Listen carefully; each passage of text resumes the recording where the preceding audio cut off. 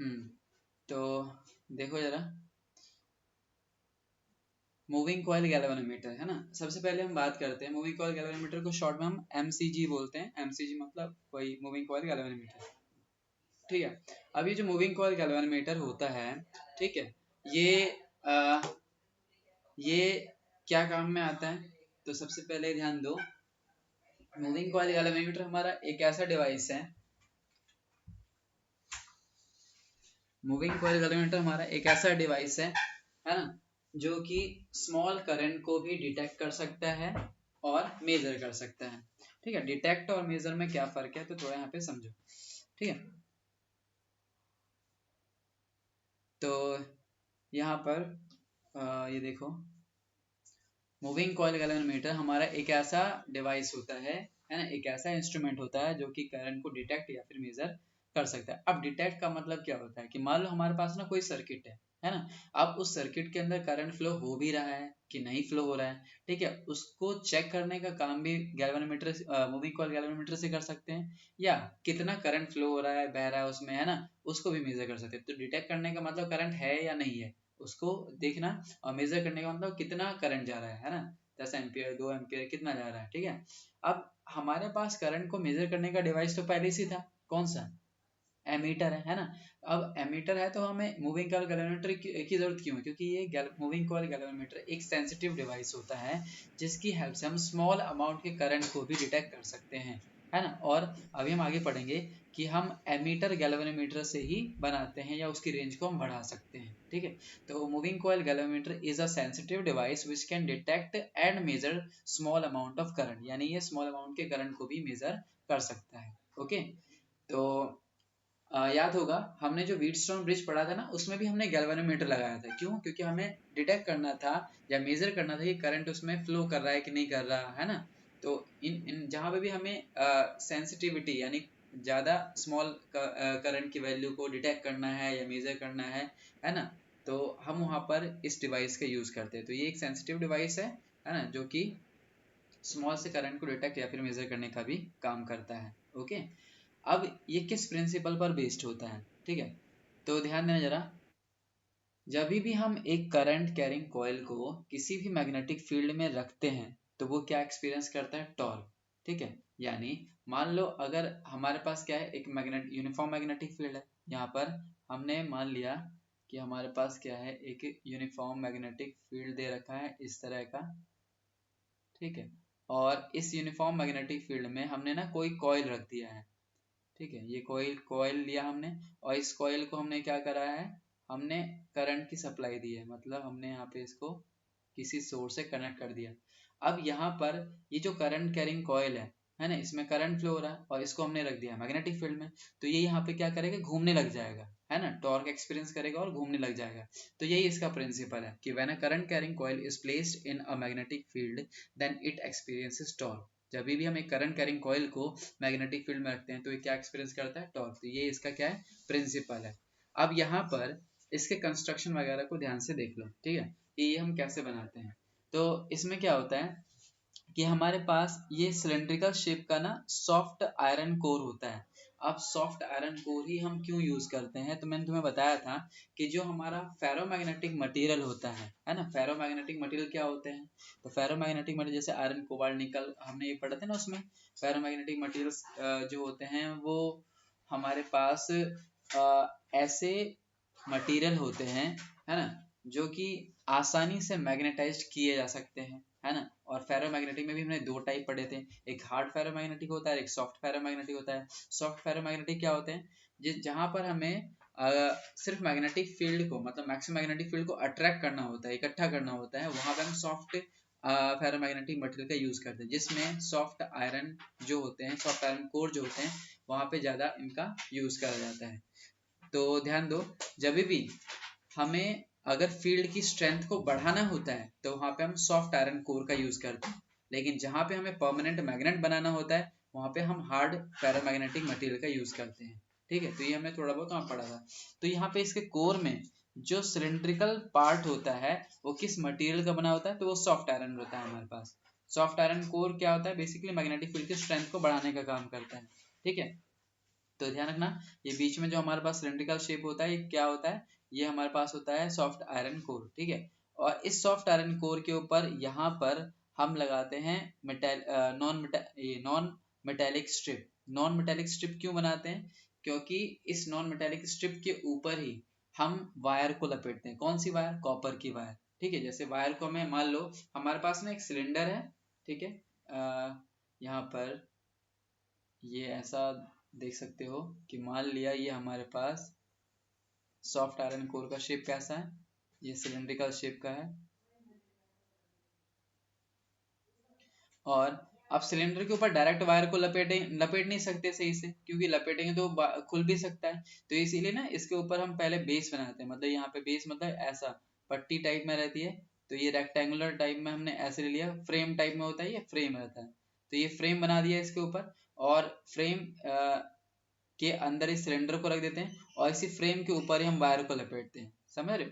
तो यहाँ पर इसके ऊपर ही वायरिंग करी जाती है। तो यहाँ पर क्या करा हमने, ये सिलेंडर के ऊपर हमने एक फ्रेम लिया है, और ये नॉन मैग्नेटिक फ्रेम लेते हैं। नॉन मैग्नेटिक मतलब मान लो यहाँ पर ऐसा मटेरियल लेते हैं जो कि मतलब आयरन कोबाल्ट इनका ना हो, क्योंकि अगर वो मैग्नेटिक फील्ड से अफेक्ट होगा तो यहाँ पे रीडिंग वगैरह गलत होने लग जाती है। तो इसीलिए इसके ऊपर जो फ्रेम लेते हैं, जिस फ्रेम के ऊपर हमें वायर को लपेटना है, वो कैसा होता है, वो नॉन मैग्नेटिक फ्रेम होता है। और ये जो हमने रेड कलर से शो कर रखा है, ये कौन सी वायर है, कॉपर वायर। तो इसके ऊपर वायर को हम लपेटते हैं। अब इस कॉपर वायर को जो हमने लपेटा है, इसका एक टर्मिनल जाता है यहाँ पर इस तरह से, जिसको हमने टर्मिनल T1 बोला है। और दूसरा जो टर्मिनल होता है ऐसे लपेट करके, ये हमने पहले तो ये जो स्प्रिंग दिख रहा है ना, ये सर्कुलर टाइप में स्प्रिंग दिख रहा होगा। तो ये सर्कुलर टाइप में जो स्प्रिंग है, इसको हम इसके साथ कनेक्ट करते हैं। फिर इसका ये टर्मिनल आगे की तरफ बढ़ा करके हम ये बाहर की तरफ ऐसे लगा देते हैं।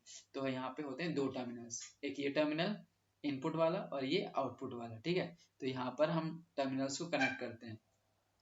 अब ये जो हमारा स्प्रिंग होता है, ये स्प्रिंग हमारा कैसा होता है, तो ये स्प्रिंग जो देखा हो तुमने सर्कुलर टाइप, जैसे वो नहीं होता कछुआ छापा मोर्टीन, उस शेप का होता है ये, ठीक है। तो ये वाला हमारा स्प्रिंग कुछ उसी टाइप का होता है। और ये जो स्प्रिंग होता है, ये किस मटेरियल का बना होता है, ये फॉस्फोर ब्रॉन्ज का बना हुआ होता है। फॉस्फोर ब्रॉन्ज क्या होता है, एक नॉन मैग्नेटिक मटेरियल होता है। मतलब ये मैग्नेट इसके ऊपर इफेक्ट ना दिखाए, पता चले यही इधर अट्रैक्ट होने लगे, मुड़ने लगे, ऐसा ना हो, ठीक है। तो इसलिए हम फॉस्फोरस नहीं है, ध्यान रखना, फॉस्फोर ब्रॉन्ज है, ये मटेरियल है हमारे पास जो कि नॉन मैग्नेटिक मटेरियल होता है। तो यहाँ पर ये स्प्रिंग रहता है। अब ये स्प्रिंग क्यों लगाया हमने, ये स्प्रिंग इसे लगाते हैं क्योंकि जब ये कॉइल घूम रहा होगा तो एक काउंटर टॉर्क लगाने का काम करता है ये वाला स्प्रिंग, ठीक है। तो काउंटर टॉर्क यानी कि एक उल्टा टॉर्क लगाने का काम करेगा ये वाला स्प्रिंग, ओके। और ये वाला टर्मिनल यहाँ पे हम कर देते हैं फिक्स, मतलब ये कॉइल के साथ साथ ये हमारा टर्मिनल मूव नहीं करता, ठीक है। ये स्प्रिंग क्या करेगा, मुड़ते हुए चला जाएगा। जैसे कि अगर हम यहाँ पर थोड़ा सा दिखाता हूँ, एक मिनट।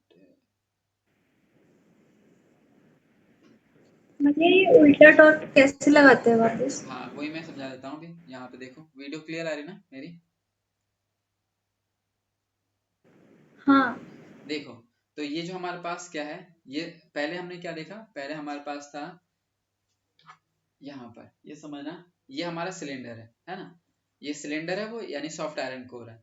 और सॉफ्ट आयरन कोर के ऊपर हमने क्या करा है, यहाँ पर एक ऐसा फ्रेम, एक फ्रेम इधर ऐसे गया, ऐसे गया, और ऐसे ये फ्रेम था। इसके ऊपर हमने क्या करा, कॉपर की वायर को लपेट दिया, ऐसे कॉपर की वायर को लपेटा। कॉपर के वायर का ये टर्मिनल हमने लगाया ऊपर, ऊपर लगा दिया था। और कॉपर की ये वायर हमने कहाँ लगा दी, स्प्रिंग में। ये कैसे स्प्रिंग है, ये स्प्रिंग ऐसे शेप का होता है ना, जो मैंने बताया स्पाइरल टाइप में दिखेगा। मतलब जो होता है हमारे पास मोर्टीन वगैरह, उस टाइप के शेप दिखता है। और ये जो स्प्रिंग का ये वाला जो टर्मिनल है, इसको हम कर देते हैं फिक्स। अब जैसे ही हमारे ये कॉइल घूमता है, ये कॉइल क्या करेगा, घूमेगा। अब ये कॉइल घूमेगा तो इसका ये टर्मिनल भी तो घूमेगा। अब ये टर्मिनल जब घूमता है ना, तो ये क्या करेगा, ये स्प्रिंग को यहाँ पर मोड़ने का काम करता है। वो कैसे मोड़ने का काम करेगा, तो देखो, जैसे कि अगर हमारे पास ये है वो स्प्रिंग, तो इस स्प्रिंग का ये वाला पार्ट को हमने ले लिया, और यहाँ पर ना इसको ऐसे फोल्ड करने का काम कर, देख सकते हैं यहाँ पे, ये ऐसे हम घुमाते जाते हैं। तो ये क्या हो रहा है, इसमें ऐसे ये स्पाइरल ये भी मुड़ते चले जाएंगे ना। तो यहाँ पर ऐसे कागज के लेयर्स को मैं घुमा रहा हूँ, ये घूम भी रहे हैं, घूम रहे हैं। तो एक टाइम ऐसा आएगा जिससे मैं और ज्यादा घुमा नहीं सकता, क्यों? क्योंकि स्प्रिंग अब टाइट हो चुका होगा, है ना। ऐसे मोड़ते मोड़ते मोड़ते एक टाइम ऐसा है जब मैं और ज्यादा इसे मोड़ नहीं पा रहा। क्यों नहीं मोड़ पा रहा? क्योंकि इस स्प्रिंग ने अब उतना ही एक अपोजिट फोर्स मेरे पे भी लगाना स्टार्ट कर दिया। पहले क्या था कि यहाँ पर हम इसको मोड़ पा रहे थे, जैसे यहाँ पर मैंने लिया और इस कागज को मैं मोड़े जा रहा हूँ, तो यहाँ पे क्या कर रहा हूँ मैं एक फोर्स लगा रहा हूँ, है ना। और ये जो फोर्स है सर्कुलर शेप में होता है, इसको बोलते हैं टॉर्क। तो हम ये टॉर्क लगा रहे हैं। अब टॉर्क जब लगा रहे हैं तो एक हद तक ही तो मोड़ सकते हैं इसको, तो स्प्रिंग भी क्या होता है एक हद तक ही मुड़ता है। और जब स्प्रिंग का टॉर्क और कॉइल का टॉर्क इक्वल हो जाते हैं तो वो और ज्यादा मुड़ नहीं सकते और वहां पे वो रीडिंग को शो करता है। तो स्प्रिंग का मेन काम होता है काउंटर टॉर्क दे करके उस पॉइंटर को एक पर्टिकुलर पॉइंट पर लाना। यानी जो ये हमारा स्प्रिंग है ना, वो उतना ही मुड़ेगा, है ना, जब जब कॉइल जो टॉर्क लगा रहा है और स्प्रिंग जो टॉर्क लगा रहा है वो इक्वल हो जाए। अगर दोनों का टॉर्क, दोनों का फोर्स इक्वल हो गए तो पॉइंटर किसी एक पॉइंट पे आके रुक जाएगा। अगर मान लो अगर हमने ना ये जो हमारा स्प्रिंग है, ये जो हमारे पास स्प्रिंग है, ये वाला स्प्रिंग है, इसको यहाँ पे फ्री कर देते हैं। अगर फ्री एंड करते तो ये कॉइल के साथ साथ ये भी कंटिन्यूसली घूमते चले जाता, फिर तो कभी भी ये सुई डिफ्लेक्शन शो कर ही नहीं पाता, है ना। तो यानी कि ये तो एंड पे पहुंच जाता सीधे। तो इसीलिए ये स्प्रिंग का ये वाला टर्मिनल हम फिक्स कर देते हैं ताकि ये मुड़े ना। और जैसे ही ये हमारा जो कॉइल है, कॉइल का रोटेशन ये ऐसे होगा तो इसके साथ साथ हमारा स्प्रिंग का ये वाला देखो टर्मिनल, ये भी मुड़ते जाएगा और ये टाइट होता चला जाएगा। यानी कि ये वाला टर्मिनल हम मोड़ते जाएंगे और ये टाइट होगा। अब जहां पर इसका टॉर्क और इसका टॉर्क, है ना, दोनों इक्वल हो जाते हैं, वो क्या हो जाते हैं, अगर ये इक्वल हो गए तो वहां पे पॉइंटर जो है वो रुक जाता है। तो इसको हम बोलते हैं कि ये जो कॉइल है इसने काउंटर टॉर्क लगाया है किसके ऊपर, इस कॉइल के ऊपर, और वहां पे जाके वो रुकता है। ठीक है, तो ध्यान रखना। ये समझ आया ये वाला पॉइंट जो मैंने बताया अभी? हाँ हाँ भैया। हाँ भाई। हाँ, तो ये स्प्रिंग का काम होता है काउंटर टॉर्क लगाना। अब ध्यान रखना, टर्मिनल ये वाला फिक्स है बट ये वाला टर्मिनल मूव कर रहा होता है, इसको हम बोलते हैं टॉर्शनल हेड, मूवेबल टॉर्शनल। अब ये कैसे पॉसिबल है कि एक टर्मिनल तो हमारा फिक्स है यहाँ पे, है ना। क्यों फिक्स करा? ताकि स्प्रिंग ही ना घूमने लग जाए पूरा, मतलब जैसे कि उसके साथ साथ तो यहाँ पर एक काउंटर टॉर्क लगाने का मिलेगा। ये वाला कैसे मूव कर सकते हैं, तो इसको समझना कि जैसे हमारे पास पेन का कैप होता है ना, अब पेन को हम क्या कर सकते थे, पेन का कैप मान लो ऊपर है ना, जो मेरे हाथ है ये, तो ये पेन के कैप को मैंने ऐसे ही रखा और मैं क्या कर रहा हूँ, इस पेन को देखो मोड़ सकता हूँ, घुमा सकता हूँ। तो देखो जरा, कैप तो मूव नहीं कर रहा लेकिन उसके अंदर जो ये पेन है वो मूव कर रहा है। ठीक है, तो ऐसा पॉसिबल है। ये वाला जो हेड होता है हमारे पास, ये वायर जो होता है, ये अलाउ करता है इस वायर को कि ये मुड़ सकता है, घूम सकता है ना, यहाँ पर ऐसे घूम सकता है, लेकिन यहाँ पर ये वायर नहीं घूमेगा। समझ आ गया वो कैसे? तो ये मैकेनिज्म हम ऐसे सेट करते हैं कि यहाँ पर ये कैप लगा हुआ है और इस पेन को हम घुमा पा रहे हैं बट ये कैप नहीं घूम रहा है, इस अंदर वाला पेन घूम रहा है। दिख रहा है क्या ये, जैसे मैं घुमा रहा हूँ यहाँ पे? हाँ भैया दिख है ना। रहा है। तो ये इसको बोलते हैं टॉर्शनल हेड। टॉर्शनल हेड क्या होता है कि यहाँ पर ये वायर ऊपर वाला घूम रहा होता है यहाँ पे हमारे पास, कैसे, जब ये कॉइल घूम रहा होता है, लेकिन ये स्प्रिंग का ये वाला टर्मिनल घूम नहीं रहा था। तो ये वाला हेड को क्या बोलते हैं, मूवेबल टॉर्शनल हेड। ठीक है, तो ये वाला टर्मिनल यहाँ से कनेक्ट है और दूसरा वाला टर्मिनल यहाँ पे है।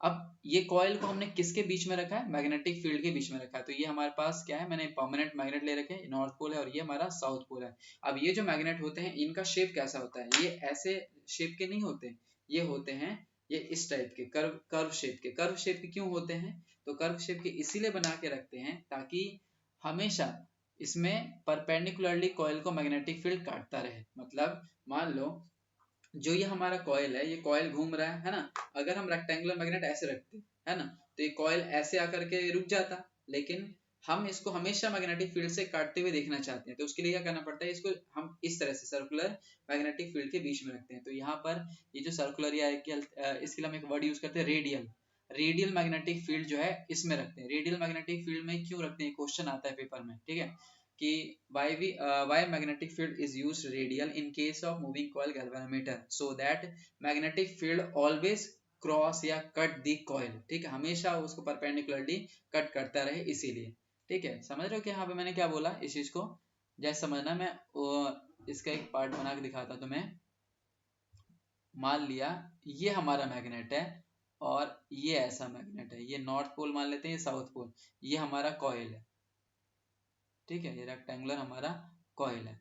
अब ये जो रेक्टेंगुलर कॉइल है, अब ये मूव कर रहा है। अब ये मूव करेगा तो एक ऐसा टाइम आएगा जब ये कॉइल ऐसा हो जाएगा, है ना, इस टाइप का। अब जब ऐसे होगा तो यहाँ पर मैग्नेटिक फील्ड तो उसे कट करेंगे ही नहीं, है ना, मैग्नेटिक फील्ड उसे कट करेंगे नहीं, तो ये क्या होगा, रुक गया वो तो।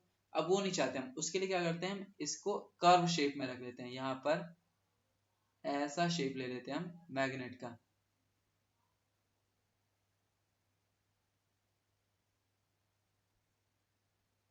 ठीक है, अब ऐसे लेने से क्या होता है, जो हमारा कॉइल है बीच में, उसे ना हमेशा हर तरफ से मैग्नेटिक फील्ड क्या रहेगा, क्रॉस कर रहा होता है। जैसे कि दिख रहा होगा यहाँ पे वीडियो में कि इस शेप का होता है। ठीक है, अगर मैं तुम्हें यहाँ पे इसकी आउटर वाली लेयर बना के दिखाऊं, तो ऊपर से अगर देखो, टॉप व्यू जिसको बोलते हैं, तो यहाँ पर मैग्नेट ऐसा होता है कुछ। ठीक है, और यहाँ पर हमारा कॉइल रखा हुआ होता है, तो हर तरफ से इसको क्या कर रहा होता है, ये मैग्नेटिक फील्ड क्रॉस ही कर रहा होता है। तो रेडियल मैग्नेटिक फील्ड बना जाता है यहाँ पे। रेडियल मतलब इसका शेप कर्व टाइप में दिख रहा होगा तुम्हें यहाँ पे। ठीक है, तो रेडियल मैग्नेटिक फील्ड क्यों यूज करते हैं, रेडियल मैग्नेटिक फील्ड इसलिए यूज करते हैं ताकि हर डायरेक्शन से मैग्नेटिक फील्ड उस कॉइल को काट रहा हो। ठीक है, समझ आया ये वाला पॉइंट, ये पेपर में भी आता है, पूछा जाता है, why magnetic field is use radial. Okay, कोई डाउट तो नहीं इसमें? ठीक है, मानसी क्लियर हुआ? भैया एक बार दोनों को कंपेयर करके फिर से बता दो। देखो मैं इसमें बताता हूँ। देखो, सबसे पहले जो टॉप व्यू है, टॉप व्यू में ना समझना है यहाँ पे, ये हमारे पास कॉइल है। ठीक है, ये रेक्टेंगुलर कॉइल है। ये वीडियो दिख रही है ना मेरी? हाँ भैया दिख रही है। हाँ, तो यहाँ पर समझना, ये जो हमारा फोन है ना, ये फोन जो है हमारा, वो यहाँ पर कॉइल है। ठीक है, अब यहाँ पे इसको ऐसे रखा है, मैंने होल्ड कर रखा है। ठीक है, यहाँ दिख रहा होगा। यहाँ पे मान लो हमने एक नॉर्थ पोल लगा रखा है, और यहाँ पे क्या लगा है हमें, साउथ पोल। तो मैग्नेटिक फील्ड अभी तो क्रॉस कर रही है इसको, लेकिन अगर ये कॉइल घूमा और ऐसा हो गया, तो बताओ क्या अभी मैग्नेटिक फील्ड क्रॉस करेंगे इसको? तो आंसर नहीं। यहाँ नहीं। पे तो मैग्नेटिक फील्ड तो ऐसे होगी, तो ये तो सीधे ऐसे निकल गई, तो काटनी तो ऐसे चाहिए थी। तो यहाँ पे अब दिक्कत आने कि हम रेक्टेंगुलर मैग्नेटिक फील्ड अगर यूज करते हैं, तो यहाँ पर एक टाइम के बाद अगर ये मुड़ गया, तो इसको मैग्नेटिक फील्ड काटेंगे नहीं और ये रुक जाएगा।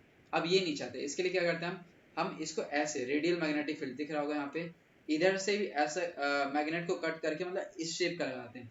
सेमी सर्कुलर दिख रहा होगा ना, इधर से भी सेमी सर्कुलर, इधर से भी सेमी सर्कुलर, तो इसके बीच में रखते हैं। अब इसके बीच में अगर रखेंगे तो क्या होगा, ये कैसे भी मुड़ जाए, ये ऐसे भी मुड़ेगा तो भी मैग्नेटिक फील्ड क्रॉस करेंगे, ये ऐसे मुड़ेगा तो भी यहाँ पे मैग्नेटिक फील्ड क्या करेंगे, क्रॉस करेंगे। तो किधर भी मुड़ जाएगा ये देखो किधर भी मुड़ जाएगा ये, तो हमेशा मैग्नेटिक फील्ड क्या है, उसको क्रॉस करते ही रहेंगे।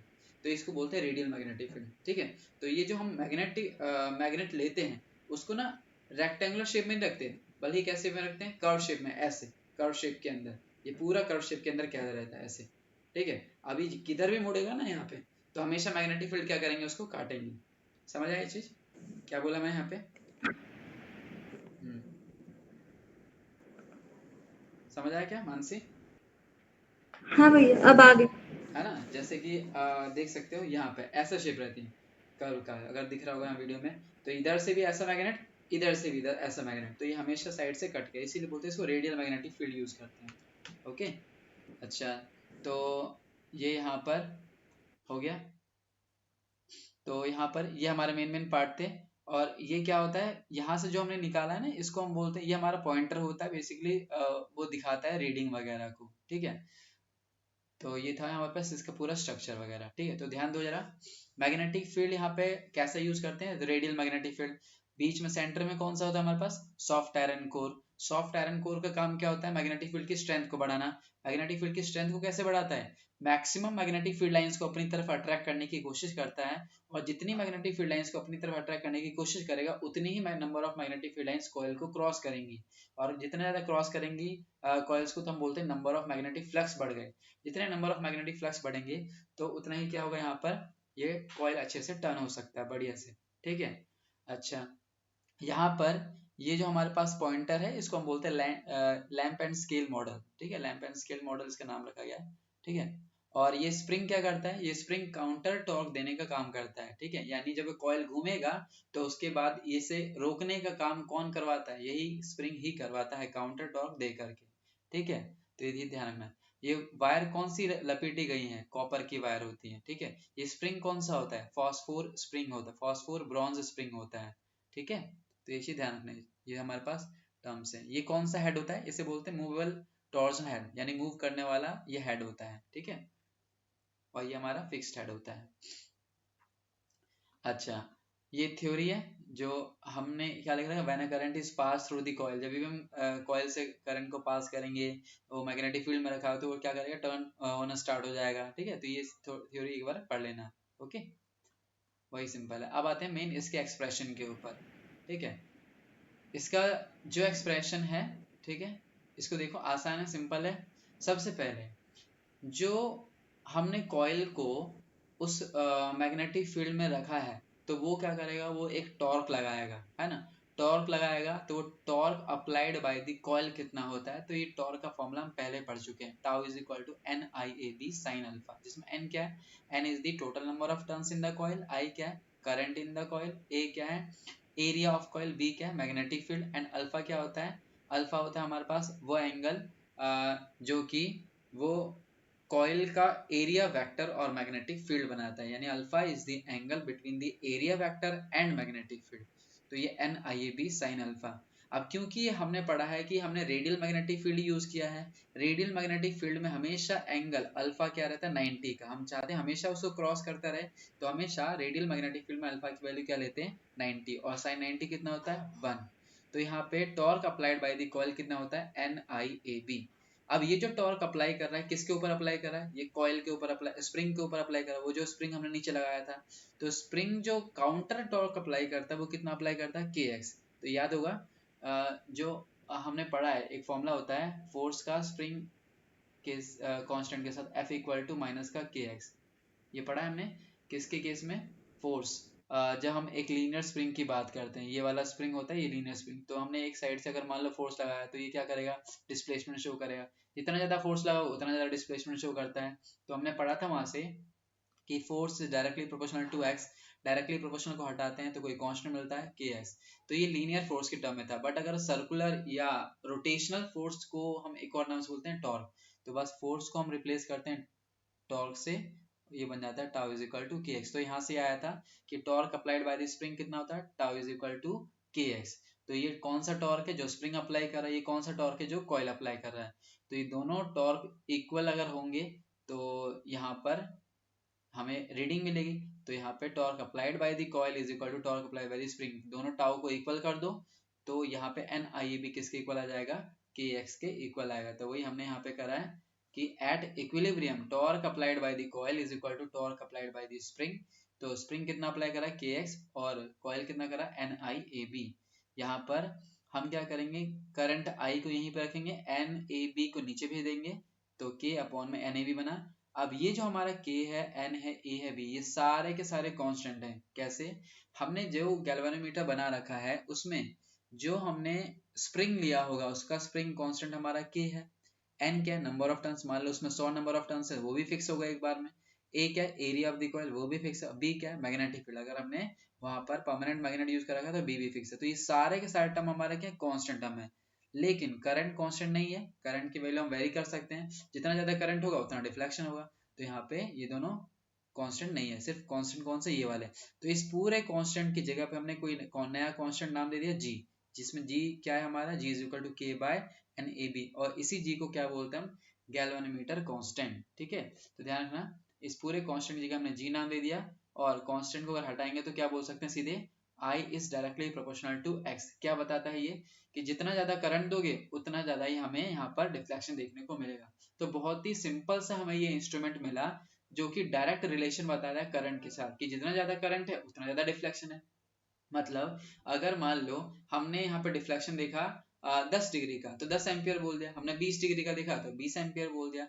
तो डायरेक्ट हमें एक रिलेशन मिला कि current is directly proportional to the deflection. तो ये एक बहुत ही इंपॉर्टेंट सा हमें रिलेशन मिलता है यहाँ से, ठीक है। तो डेरिवेशन सिंपल है, इजी है, कोई डाउट तो नहीं इसके अंदर? नहीं। आ गया मानसी, समझ में आ गया? भैया यहाँ पर को एक्स है। हाँ बोलो। X, x is the angular displacement या डिस्प्लेसमेंट। एक्स क्या है यहाँ पर? Angular displacement. डिस्प्लेसमेंट कौन सा एंगुलर डिस्प्लेसमेंट? तो ध्यान भैया से ध्यान। एन पूछा था। हाँ बोलो। N। ये जो हमारा है ना ये पॉइंटर, तो ये पॉइंटर जो मूव कर रहा है, तो देखो ध्यान से, यहाँ पर ये यहाँ पर कुछ एंगल बनाएगा ना, जैसे यहाँ से इधर टर्न हुआ, इधर टर्न हुआ, इधर, तो ये क्या कर रहा है, ये एंगल को ट्रेस करते हुए जा रहा है ऐसे। तो यहाँ पर ये एंगुलर डिफ्लेक्शन शो करता है, तो इसी के लिए यहाँ पे क्या बोलते हैं, एंगुलर डिफ्लेक्शन। तो एक्स क्या है यहाँ पर? एंगुलर डिफ्लेक्शन, ये एंगुलर डिस्प्लेसमेंट। ठीक है। बोलो, कुछ कह रहे थे? भैया मैं एन पूछ रही थी, नेक्स्ट वाला एन। एन, ये नंबर ऑफ टर्न्स है, नंबर ऑफ टर्न हाँ जो हमने कॉपर वायर के लपेटे ना, वो है N is the number of turns. वो है। हाँ, नंबर ऑफ टर्न्स। ठीक है। ठीक है, चलो फिर यहीं तक रखते हैं, ओके।